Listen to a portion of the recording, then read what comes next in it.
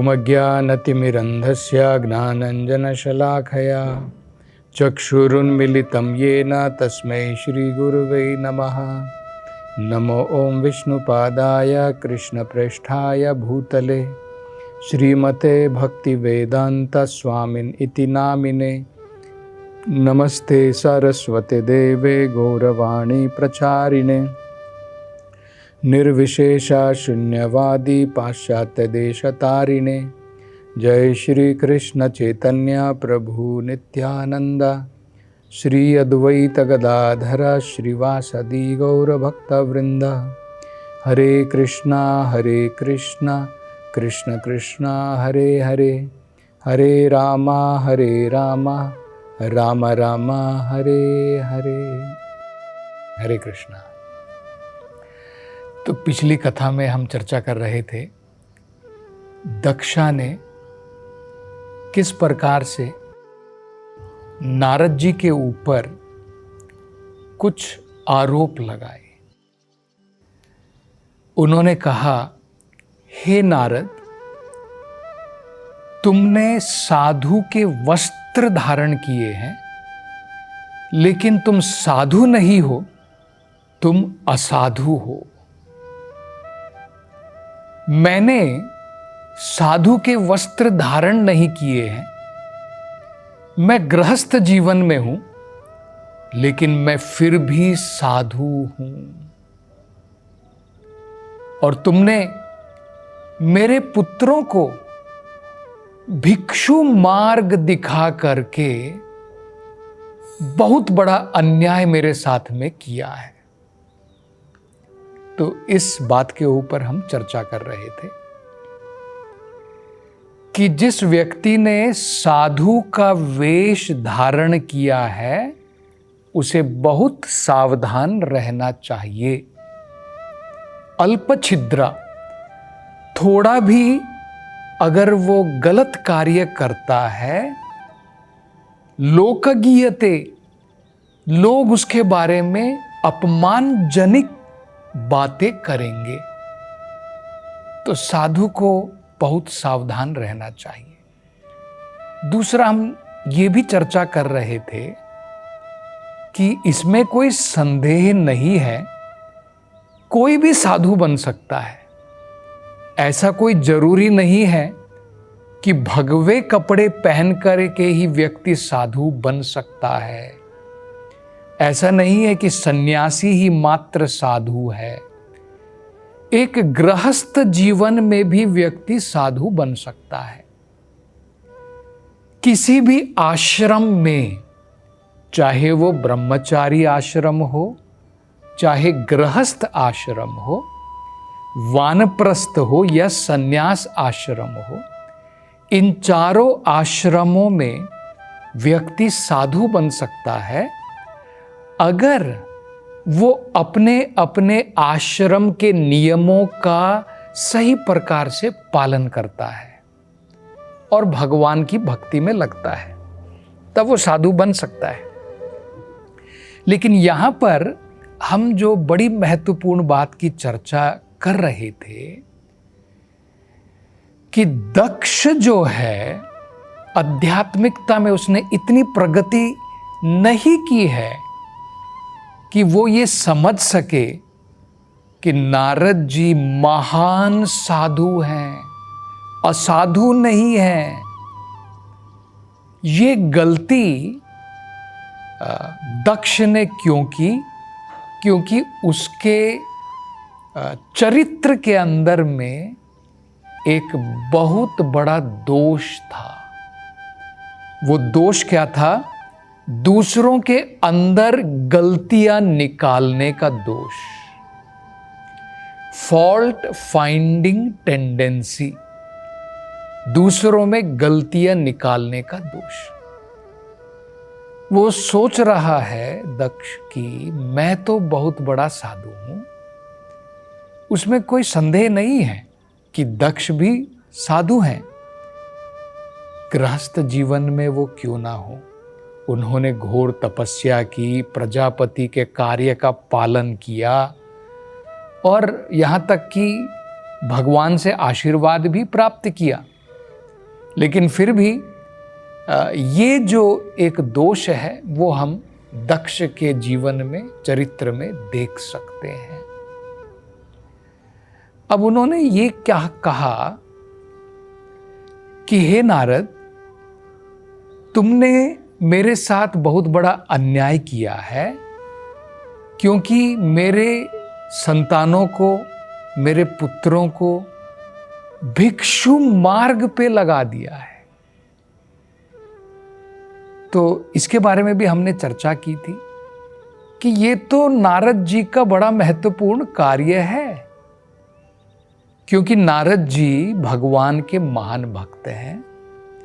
भगवान स्वयं चाहते हैं कि हम, वेद भी यही चाहते हैं कि हम प्रवृत्ति मार्ग को छोड़ करके निवृत्ति मार्ग, त्याग के मार्ग की तरफ चलें। तो ऐसा कोई जरूरी तो नहीं है कि सबको गृहस्थ जीवन से ही जाना है, ऐसा कोई जरूरी नहीं है। हमने बहुत सारे उदाहरण देखे। नारद जी स्वयं अखंड ब्रह्मचारी हैं। तो असली ध्येय क्या है वेदों का? कि धीरे धीरे भौतिकतावाद का त्याग करना है। तो भौतिकतावाद का त्याग दो प्रकार से किया जा सकता है। एक, अगर व्यक्ति ब्रह्मचर्य का पालन कर रहा है तो ब्रह्मचर्य का पालन वो निरंतर कर सकता है, अपने पूरे जीवन तक कर सकता है। और अगर उसके लिए वो मुश्किल है तो गृहस्थ जीवन में आश्रय ले करके फिर भी वो धीरे धीरे त्याग के जीवन का पालन कर सकता है। तो यहां पर क्योंकि हर्यश्वास और शवलश्वास वो सभी अपने जीवन को तपस्या के द्वारा शुद्ध कर चुके थे, उनके लिए कोई जरूरी नहीं था कि गृहस्थ जीवन में जाएं और फिर त्याग का जीवन लें। कोई जरूरी नहीं था, क्योंकि गृहस्थ जीवन में जाने के बाद भी त्याग का जीवन तो लेना पड़ेगा। पूरी जिंदगी गृहस्थ जीवन में कहाँ वेदों में लिखा है? पहले 25 साल ब्रह्मचार्य, अगले 25 साल गृहस्थ, उसके अगले 25 साल तो त्याग का ही जीवन है।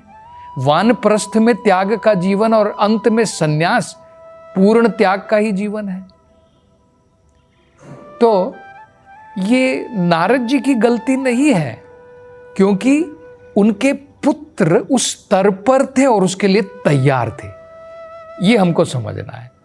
तो नारद जी असाधु नहीं है, वो भी महान साधु है। तो ये उनको असाधु क्यों कह रहे हैं? क्योंकि उनके मन के अंदर में, उनके चरित्र में ये दोष ढूंढने की एक गलती है, एक दोष है उनके जीवन में। अब ये जो भिक्षु मार्ग उन्होंने कहा कि मेरे पुत्रों को तुमने भिक्षु मार्ग पर लगा दिया, ये क्या होता है? ये भी समझना बड़ा महत्वपूर्ण है। देखिए, भिक्षु मार्ग का मतलब होता है त्याग का जीवन। अगर हम देखें, भिक्षा कौन मांग सकता है? गृहस्थ भिक्षा नहीं मांग सकता है। केवल ब्रह्मचारी और सन्यासी, ये दो मात्र भिक्षा मांग सकते हैं। गृहस्थ जो है वो भिक्षा प्रदान करता है।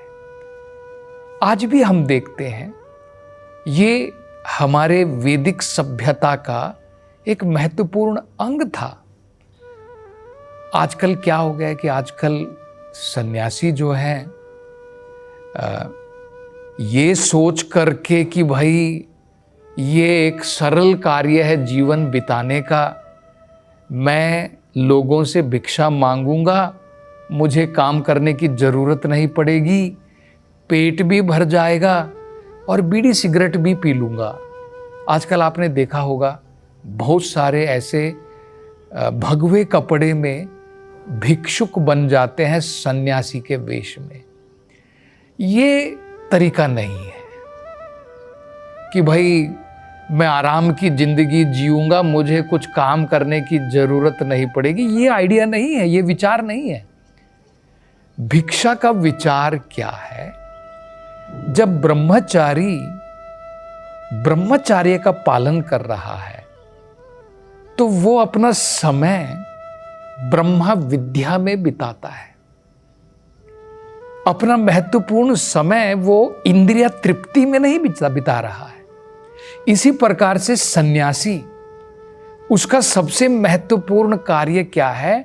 लोगों को शिक्षा देना, लोगों को धार्मिक आध्यात्मिक शिक्षा प्रदान करना। ये सबसे महत्वपूर्ण कार्य है। जैसे हम देखते हैं भागवत में शुकदेव गोस्वामी जी के बारे में भी बताया कि वो जब गृहस्थ लोग अपनी गाय का दूध निकाल रहे होते उस समय पहुंच जाते कुछ दूध वहां से भिक्षा प्राप्त करने के लिए। लेकिन सबसे मुख्य कार्य क्या होता कि गृहस्थ लोग वो तो साधुओं के पास नहीं जाते हैं, उनके पास तो समय नहीं है। वो सोचते हैं कि भाई हम तो आराम से अपना जीवन बिता रहे हैं। वो भौतिकतावाद में इतने मग्न हो गए हैं कि आध्यात्मिक जीवन का विचार ही नहीं है, ना उनके पास समय है ना विचार है। तो ये तो एक कृपा है साधुओं की कि वो भिक्षा मांगने के हेतु उसको एक कारण बना करके गृहस्थ लोगों को अपना सत्संग प्रदान करते हैं, उनको शिक्षा आध्यात्मिक ज्ञान प्रदान करते हैं। ये सबसे बड़ा महत्वपूर्ण कार्य है। तो भिक्षा केवल या तो ब्रह्मचारी प्राप्त कर सकता है या फिर सन्यासी। गृहस्थ के लिए, वानप्रस्थ के लिए भिक्षा नहीं है। गृहस्थ जीवन में अगर व्यक्ति चारों में से कोई सा भी काम कर रहा है, ब्राह्मण का काम कर रहा है, क्षत्रिय का काम कर रहा है, वैश्य का काम कर रहा है, शूद्र का भी क्यों ना काम कर रहा है, भिक्षा नहीं मांग सकता है। अगर वो ब्राह्मण का काम कर रहा है तो उसे क्या करना है? अगर वो गृहस्थ है, गृहस्थ अगर ब्राह्मण का कार्य कर रहा है तो उसका सबसे मुख्य उद्देश्य क्या है? ब्राह्मण का सबसे मुख्य कार्य है पठन पाठन, यजन याजन, दान प्रतिग्रह। क्या कार्य है? वेदों का पठन करना और लोगों को वेद पढ़ाना। इसलिए तो ब्राह्मण को जनरली पंडित कहा जाता है, क्योंकि उसे वेदों का ज्ञान है। तो वेदों का ज्ञान क्या करना है? उसे पठन भी करना है और पाठन भी करना है, लोगों को भी समझाना है। ये कार्य है। यजन याजन, यज्ञ करना है, भगवान की उपासना करनी है और लोगों को भी सिखानी है। जैसे अगर आप मंदिर में जाएंगे तो ब्राह्मण जो है वो यज्ञ में भी लगा है, भगवान की उपासना में भी लगा है, विग्रह की सेवा करता है, उसे यजन याजन कहते हैं। अब विग्रह की सेवा चलाने के लिए, भगवान की पूजा यज्ञ करने के लिए वो दान प्रतिग्रह, प्रतिग्रह का मतलब होता है वो लोगों से दान ले सकता है, लेकिन किस लिए? अपना जीवन चलाने के लिए नहीं, भगवान की सेवा करने के लिए, यज्ञ करने के लिए। और भगवान की सेवा में जब वो भोग लगाता है उसका प्रसाद वो ग्रहण कर सकता है। इसलिए अगर उसके पास में दान में जब ब्राह्मण को अपनी जरूरत से ज्यादा प्राप्त होता है, वो क्या करता है? उसको दान दे देता है। संग्रह नहीं करता है, इकट्ठा नहीं करता है, बैंक में बैलेंस नहीं बनाता है। ये ब्राह्मण का कार्य नहीं है। मतलब ब्राह्मण अगर गृहस्थ है तो ब्राह्मण गृहस्थ भी जो है अपना जीवन दान के ऊपर नहीं चलाता है। ये महत्वपूर्ण है समझना। दूसरा, क्षत्रिय।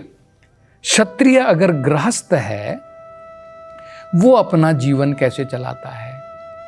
वो कर वसूली के द्वारा कर वसूल करता है नागरिकों से, लोगों से, और उसके द्वारा अनेकों प्रकार के कार्य करता है लोगों की भलाई के लिए, जनता की भलाई के लिए, और साथ साथ में उसके द्वारा ही वो अपना जीवन चलाता है। वैश्य अगर वो गृहस्थ है, वो अपना जीवन कैसे चलाता है? वैश्य अगर गृहस्थ है कृषि के द्वारा, तो कृषि के द्वारा उत्पादन करता है, अनेकों प्रकार के अनाज उगाता है, फल उगाता है, सब्जियां उगाता है, उसके द्वारा अपना भरण पोषण करता है, और वाणिज्य भी कर सकता है। एक्स्ट्रा अगर है, जरूरत से ज्यादा है, तो उसका व्यापार कर सकता है। और गोरक्षा, तो गोरक्षा के द्वारा उसको दूध की भी प्राप्ति हो गई और अन्न की भी प्राप्ति हो गई। इसलिए तो वेदों में कहा था गव्येन धनवान, और अनाज जो व्यक्ति जिसके पास में, धन्येन धनवान, जिसके पास में धान है, जिसके पास में गायें हैं, वो धनवान कहलाता था। ये करेंसी के नोट के द्वारा कोई धनवान नहीं कहलाता था। तो ये हो गया। और जो शूद्र होता था वो बाकी तीनों आश्रम के लोगों की सेवा करके वो भी अपना भरण पोषण करता था। मतलब केवल गृहस्थ जो है वो भिक्षा मार्ग पर नहीं चलता है, सन्यासी और ब्रह्मचारी वो चल सकते हैं। तो अब क्रोध में आकर के दक्ष जो है नारद जी से और क्या कहते हैं, इसकी चर्चा हम अगली कथा में करेंगे। हरे कृष्णा।